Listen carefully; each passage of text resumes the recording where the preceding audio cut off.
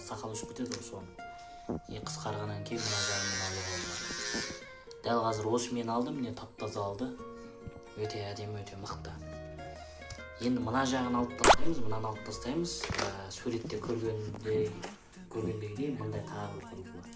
Бұл шаш алады. Мынаны басына орнатамыз. Осылай орнатамыз. Мынаны шаш ала береміз. Балаңыздың, не болмаса еріңіздің шашын алуға болады. Мынау алынады, қайта салуға болады олай. Бұрайымыз алынады, оп-оңай алынады. Сосын кейін мындай тағы нәрсе бар. Мынау енді түсініксіздеу, не деп ойлайсыздар? Бұны дейміз дағы. Осылай бұрайымыз дағы. Мұрынның ішіндегі жүнін алуға болады. Бұлай. Мұрынның ішіндегі жүнін алуға болады. Кей кісілердің мұрнының жүнін салақтап өшеді ғой. Сол кісілерге қатты қажет.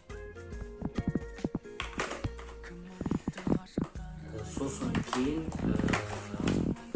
бұның түйігі бар, бұндай майы бар, сізде мынаны шаш алатынға құяды.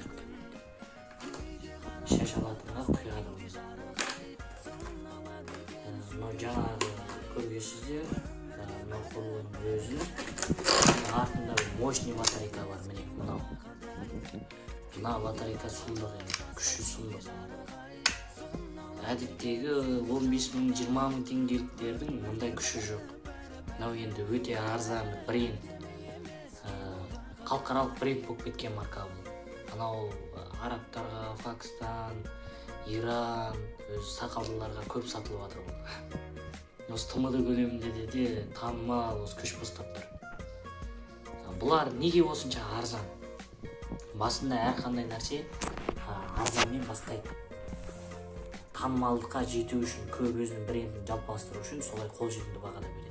Ал кейін бұлар өзінің ойлаған биігіне шыққаннан кейін, бұлар может сол бір 40-50 мың, я болмаса 30 мың төңірегінде өзінің бағасын қайта қоятын болады. Пока бұл танымалдыққа жету үшін осындай арзан сатылады. Көріңіздер.